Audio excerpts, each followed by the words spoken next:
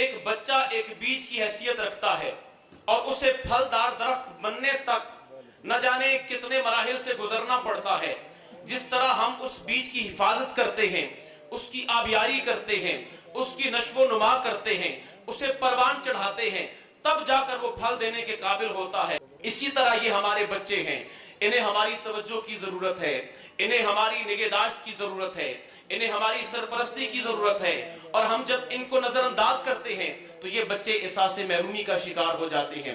جو ہمارا ماحول ہے وہاں پر ایک مزاج ایسا بن چکا ہے کہ ایک باپ جو 16 گھنٹے گھر سے باہر کام کرتا ہے، 16 گھنٹے کے بعد وہ گھر میں داخل ہوتا ہے، اس کے باوجود وہ باپ گھر میں ایک خوف کی علامت ہے۔ مائیں ڈراتی ہیں اپنے بچوں کو کہ تمہارا ابا آ گیا ہے۔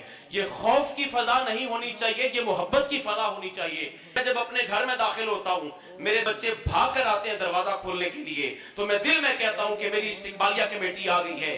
ان نونہالوں کو محبت کے ساتھ تعلیم کی تمام سطحوں پر اجاگر کرنے کی کوشش کریں گے تو ان کا حوصلہ بڑھے گا، لیکن بدقسمتی یہ ہے کہ ہم اپنے بچوں کو اداروں کے حوالے کر کے بری ذمہ ہو جاتے ہیں۔ ہم یہ سمجھتے ہیں کہ ہم فیس دے رہے ہیں، ہم نے اتنے پیسے دیے، ہم نے پک اینڈ ڈراپ سروس دی ہے، لہذا جو بھی کرنا ہے وہ اساتذہ نے کرنا ہے۔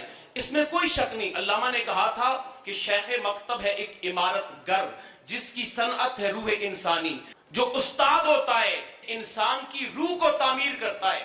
تو میں یہاں گزارش یہ کرنا چاہتا ہوں کہ بچوں کی تربیت میں بطور خاص جو اولین ذمہ داری عائد ہوتی ہے وہ والدین کی ہے، اس لیے کہ بچہ پرائمری میں آیا، پرائمری کے بعد اس نے میٹرک کی سطح پہ جانا ہے، وہ ادارہ ختم ہو گیا، اس کے بعد بچوں نے اگلی مراحل پہ جانا ہے، کالج جانا ہے، یونیورسٹی جانا ہے، بار بار واپس گھر آنا ہے۔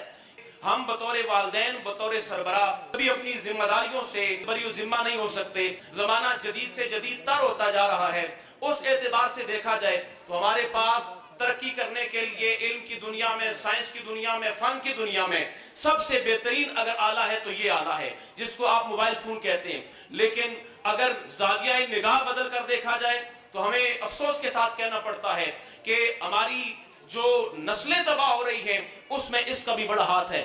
وجہ کیا ہے؟ وجہ یہ ہے کہ والدین کے پاس وقت نہیں ہے۔ والدین بطور خاص مائیں جو ہوتی ہیں وہ اپنے بچوں کو وقت نہیں دے پاتی اور مصروفیت کی وجہ سے ان کے ہاتھ میں موبائل تھما دیتی ہے۔ پھر کیا ہوا کہ وہ جو سرپرستی، وہ جو ذمہ داری ہماری تھی وہ ہم نے موبائل کے حوالے کر دی۔ اس کے بعد بچہ استاد اور راہبر بناتا ہے اس موبائل کو، وہ کون سا مواد دیکھ رہا ہے، اس کی ترجیحات کیا ہیں، وہ کس کو اپنا آئیڈیل بنا رہا ہے، ان چیزوں پر ہم نے قابو پانا ہے۔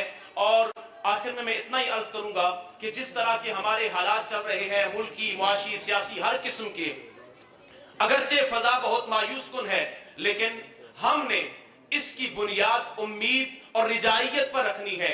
میں نے یہ نچوڑ نکالا ہے کہ انسان کے اندر سب سے بڑی طاقت ہوتی ہے قلم کی طاقت۔ جس طرح آپ کے سامنے یہ بلب روشن ہے، اس نے اپنے وجود کو روشن کیا ہوا ہے، لیکن اپنے وجود کے ساتھ ساتھ وہ ایک جہان کو بھی روشن کیے ہوئے ہیں۔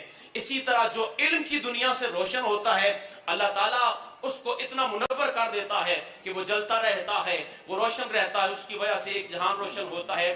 تو میں یہ عرض کرنا چاہوں گا کہ بچوں کو علم کی طاقت فراہم کریں اور ان کو مادہ پرستانہ سوچ سے نکال کر ان کے دائرہ فکر کو وسیع کریں۔ ایک چھوٹی سی مثال عرض کرنا چاہتا ہوں کہ بحیثیت وجود اپنے آپ کو دیکھیے، ہمارے وجود کے جتنے اعضاء ہیں وہ بہت محدود ہیں، میرا ہاتھ اس سے اوپر نہیں جا سکتا۔ اگر میں غور کرتا ہوں تو میرے وجود کے جتنے اعضاء ہیں مجھے نظر آتا ہے کہ سب سے زیادہ جو دسترس ہے، جو پہنچ ہے وہ میری نظر کی ہے، وہ آسمان تک پہنچ جاتی ہے۔ لیکن غور کیجئے گا کہ یہ نظر، یہ نگاہ، ایک مقام ایسا آتا ہے میرے سامنے پردہ حائل ہو جائے، پس پردہ کیا ہے مجھے خبر نہیں، لیکن اللہ تعالیٰ نے انسان کو ایک ایسی نعمت بھی عطا فرمائی ہے جس کو ہم فکر کہتے ہیں، جس کو ہم سوچ کہتے ہیں۔ اپنے بچوں کا دائرہ فکر وسیع کیجئے، ان کے سامنے جہان کو اتنا محدود نہ کیجئے کہ آپ کا بچہ میٹرک کے بعد یہ ڈھونڈنے لگ جائے کہ کاغذ کہاں جمع کرانے ہیں،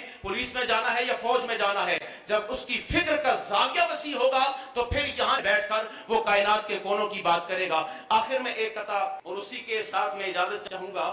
قوم اس حال سے چاہے تو نکل سکتی ہے، موج طوفان میں کشتی یہ سنبھل سکتی ہے، یہ ضروری نہیں ہر شخص اٹھائے تلوار، علم و حکمت سے بھی تقدیر بدل سکتی ہے۔ والسلام۔